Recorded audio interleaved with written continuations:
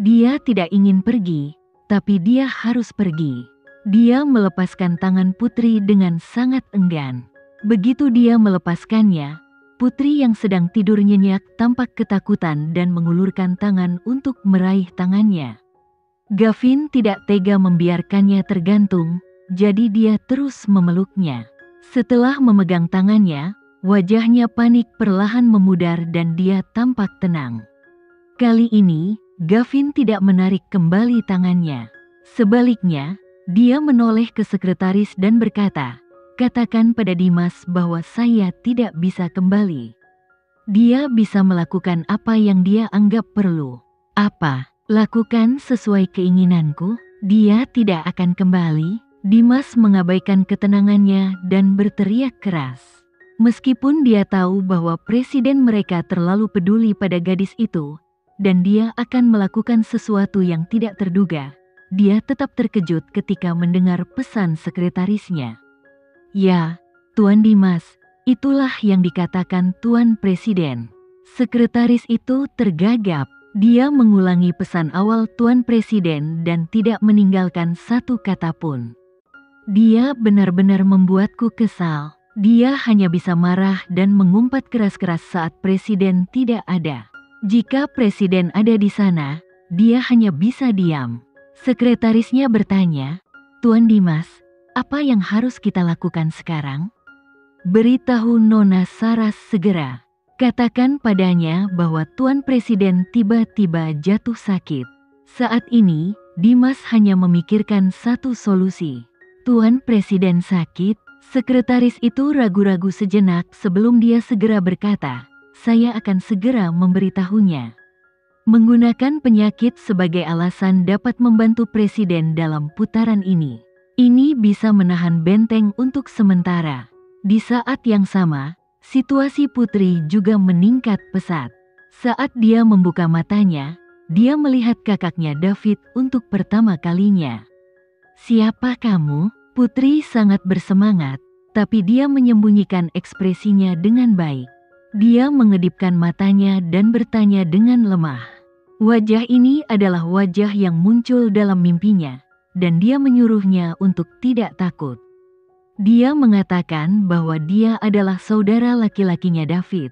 Tapi wajah ini adalah wajah Presiden Negara A. Jadi apakah dia benar-benar kakaknya David? "Oh, kamu sudah bangun." Gavin tidak menjawab pertanyaannya. "Aku bertanya padamu, siapa kamu?" Dia bersikeras untuk mendapatkan jawabannya. "Kita baru saja bertemu kemarin, bukan? Kamu belum mengenaliku?" Dia berkata dengan senyum tipis di wajahnya. Putri benci senyumnya. Senyumannya jelas merupakan senyuman palsu, dan dia tidak bisa melihat ketulusannya. "Aku akan bertanya lagi, siapa kamu sebenarnya?" Dia keras kepala, dan dia bahkan lebih keras kepala dari dia. Ketika dia terbangun, hal pertama yang dia lihat adalah dia. Gavin berusaha keras mencari alasan untuk meyakinkannya bahwa dia hanya mempunyai niat baik untuk menjadi presiden yang peduli dan tidak bermaksud apa-apa lagi. Dia menjawab, "Saya Gavin. Lalu apa yang kamu lakukan di sini?" Dia menyela kata-katanya dan bertanya dengan agresif. Dia berkata dengan tenang, "Aku dengar kamu sakit, jadi aku datang menemuimu." Putri menatapnya, menggigit bibirnya, dan berbicara dengan tenang, "Mengapa kamu datang menemuiku? Ada begitu banyak orang di negara A, bisakah kamu menjenguk setiap orang yang sakit?" Dia memberikan jawaban tegas padanya, "Karena kamu adalah putri pemimpin Sandiga, Randy. Kamu seharusnya sudah tahu mengapa aku di sini untuk menemuimu." "Karena aku putri pemimpin Sandiga?" Putri mengerucutkan bibirnya yang pecah-pecah dan tersenyum lembut. "Apakah benar hal itu merupakan masalahnya?" Dia berusaha keras untuk tersenyum dengan anggun. Tetapi kamu dapat melihat bahwa dia berjuang keras untuk tidak menangis. "Kalau tidak, menurutmu apa itu?" Ada senyuman tipis di wajah Gavin. Dia berbicara dengan sangat tenang, seolah dia tidak diganggu. Jika kamu tidak memperhatikan kepalan tangannya, kamu akan berpikir bahwa dia tidak berperasaan. Jadi begitu. Putri memberikan jawaban singkat dan menutup matanya. Saat dia membuka matanya lagi, dia terlihat sangat tenang. Ayahnya adalah pemimpin terkenal perusahaan Sanjaya, jadi sebagai presiden negara ini, Gavin mengunjunginya untuk menghormatinya. Apa yang dia lakukan? Dia hanya ingin Sandiga berinvestasi di negaranya dan menggerakkan perekonomian negara A. Kemudian, sebagai presiden yang baru diangkat, dia bisa menikmati kejayaan.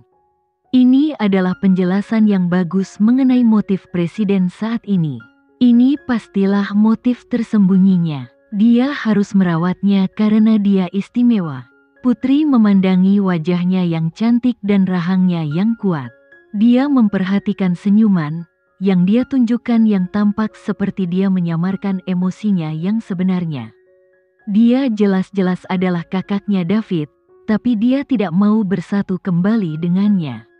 Kenapa? Putri berusaha keras untuk memahami segalanya, namun dia tidak dapat menemukan jawabannya. Mungkin sudah terlalu banyak waktu berlalu.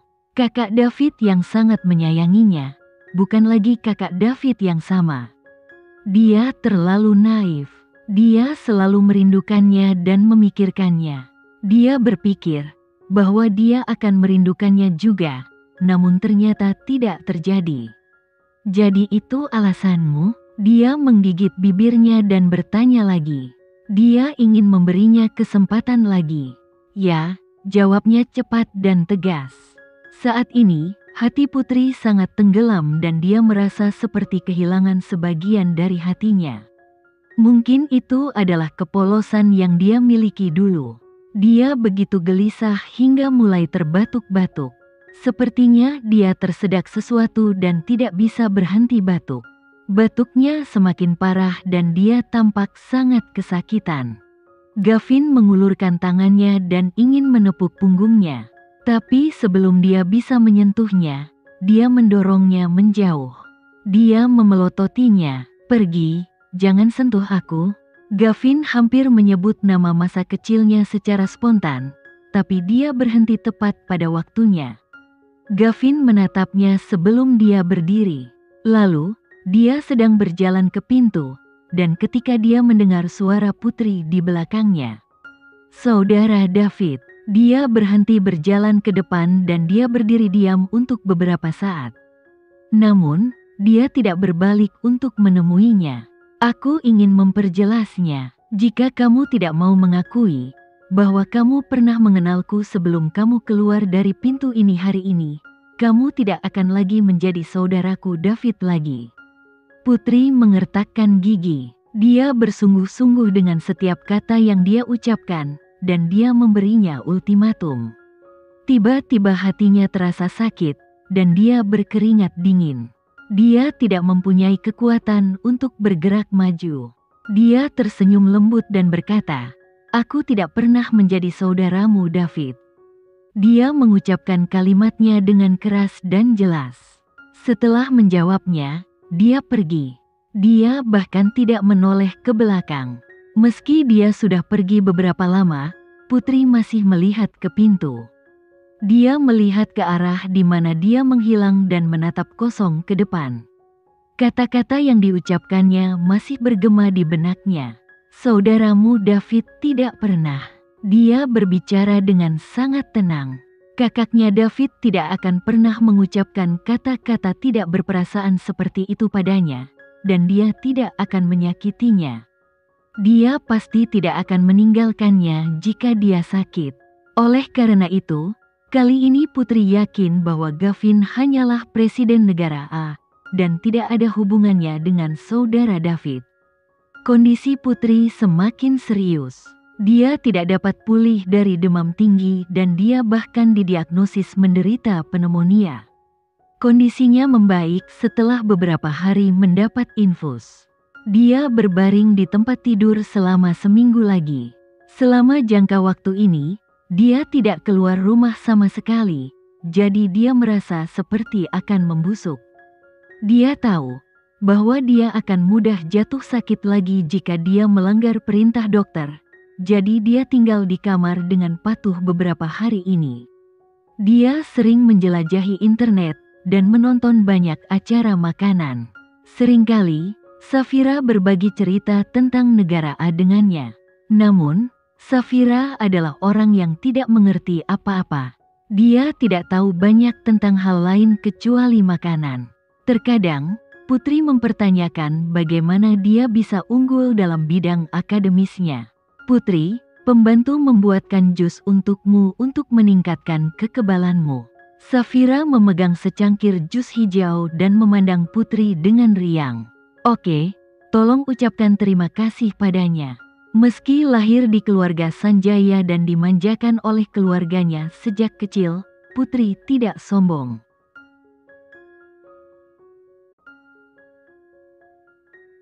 Sekian dulu ya video kali ini, kita lanjutkan lagi videonya di lain waktu. Oh iya, bagaimana menurut kalian? Semoga bisa sedikit menghibur kalian semua. Untuk teman-teman yang baru nonton, jangan lupa subscribe ya, hehehe. Dan kalau teman-teman ada yang ingin gabung langganan, bisa langsung gabung saja untuk dapat fitur yang menarik dan sedikit membantu Mimin. Terima kasih banyak sudah menonton, sampai jumpa lagi, bye.